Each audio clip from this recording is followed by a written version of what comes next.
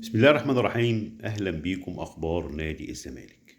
لازم مجلس إدارة يبقى مصحصح من دلوقتي لطاقم التحكيم اللي هيدير مباراة الزمالك وبيراميدز غدا في 9:30 باستاد الدفاع الجوي. مباراة مهمة جدا جدا جدا. أهم حاجة فيها طاقم التحكيم، لأن اللي كتبه محمود البنا الحكم الدولي السابق، اللي طبعا تم استبعاده من القائمة الدولية وتم القضاء عليه، يعني قال لك ان هم مش لاقيين حكم لمباراة الزمالك وبيراميدز، واشار ان امين عمر حكم من الاهلي 4 مباريات وده كتير جدا، واشار ان هناك يعني حالة من العشوائية او من عدم العدالة داخل لجنة الحكام. فلازم مجلس إدارة اتحاد الكرة، مجلس إدارة الزمالك، ياخد باله من دلوقتي على طاقم التحكيم، على طاقم التحكيم، لأن مهم أوي أوي أوي أوي إن يكون طاقم حكام محايد مش منحاز، ما يضيعش منك الماتش، لأن الماتش ده مصيري من وجهة نظري، ماتش مصيري، ماتش هيضع الزمالك بمفرده على قمة الدوري. ودلوقتي مشترك مع بيراميدز في عدد النقاط، وطبعا الزمالك فارق في عدد الأهداف، ولكن الزمالك لما يفوز هيوصل للنقطة 40، ويبقى بيراميدز في النقطة 37. حتى لو سيراميكا كليوباترا فاز هيبقى 39. يعني ممكن سيراميكا كليوباترا يبقى في المركز التاني. ده كتير أهمية المباراة. أهمية المباراة اللعيبة مركزة، يعتمد جمال مركز، الجمهور إن شاء الله جمهور الدرجة الثالثة بعيد عن الوايت نايس طبعا اللي هم مش هيحضروا، هيكون موجود ومتواجد كثرة. التذاكر إن شاء الله يعني تقريبا خلصت. الجمهور هيكون له دور كبير جدا جدا جدا، بعيد بقى عن الناس اللي هي بتحاول تعمل فتن في بعض وسائل الإعلام، الناس اللي بتحاول تصطاد في المية العكرة، الناس اللي بتحاول تقلل من جمهور الزمالك،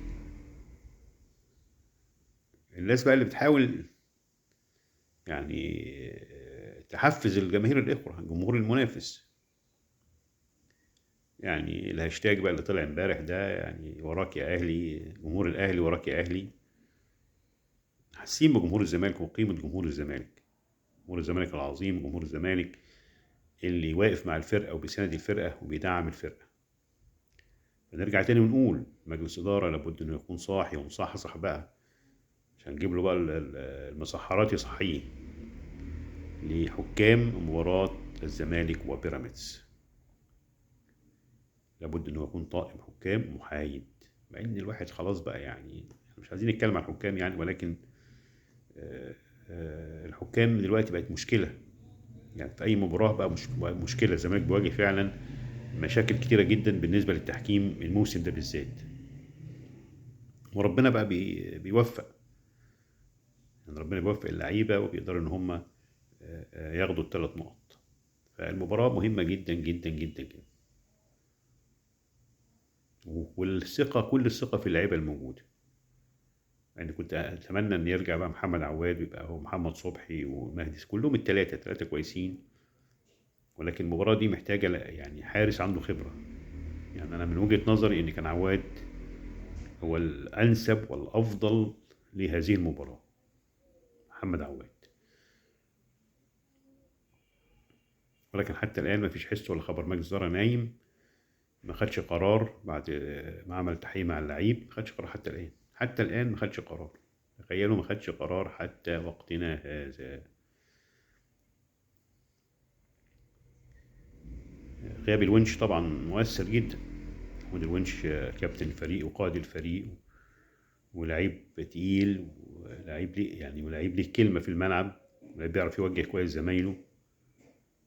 غيابه طبعا مؤثر، يعني هيغيب المباراة دي، واعتقد هيغيب المباراة القادمة كمان قدام اعتقد هيبقى قدام الاتحاد السكندري. فال3 مباريات عموما بيراميدز اتحاد انبي 3 مباريات مهمة لحد يوم 11 مارس، وبعد كده هيبقى عندنا المباراة بتاعت اوتوهو الكونغولي. مباراة مهمة برضك، الفرقة تسافر كونغو، طبعا هيبقى في طيارة خاصة بالتأكيد. بالتأكيد مش هنغلط نفس الغلطة بتاع المرة اللي فاتت، نصفر الفريق وبعدين نبعت له طيارة خاصة. مفيش كده، ما انت كده هتدفع رايح جاي طيارة خاصة، لأن الكونغو سافرنا الكونغو قبل كده وعارفين الكونغو جمهور شرس هناك، جمهور شرس. خصوصا ان الماتش هيتلعب الساعة 3، يعني في عز الصيام، في عز الصيام او في عز النهار كمان.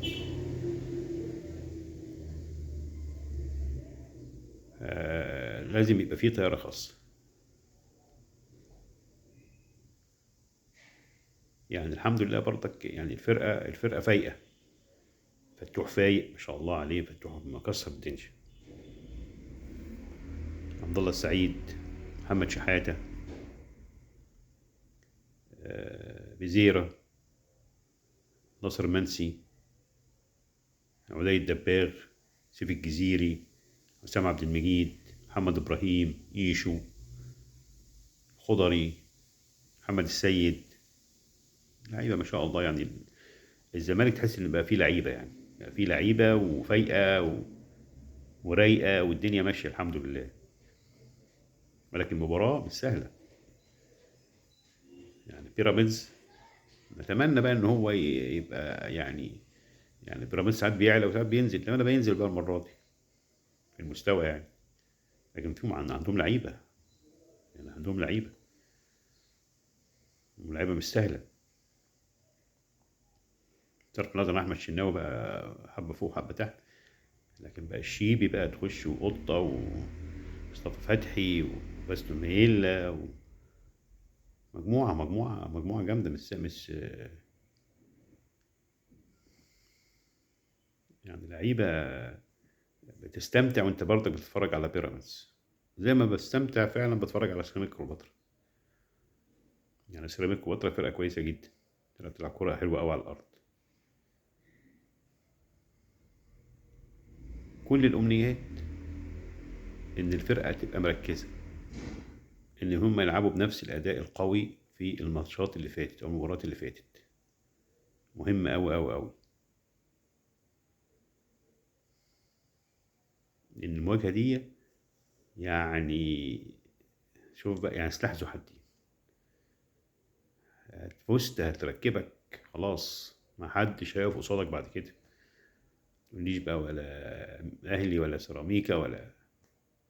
وان شاء الله باذن الله ربنا هيوفق الزمالك ويكمل المسيره، لان الروح الموجوده دي هي روح من القلب، حماس من القلب، روح قتاليه عاليه من القلب. والفضل يرجع لجمهور الزمالك، جمهور الزمالك العظيم، الجمهور اللي واقف مع الفرقه ويساند الفرقه ويشجع الفرقه ويأزر الفرقه. وزي ما قلت قبل كده او قلت امبارح ان كنا نتمنى ان مجموعه الوايت نايتس تكون موجوده في المباراه، تشجع وتآزر وتقف مع الفريق. كل التوفيق للزمالك دايما، يا رب يا رب يا رب يا رب الفوز للزمالك. كل سنه وانتم طيبين.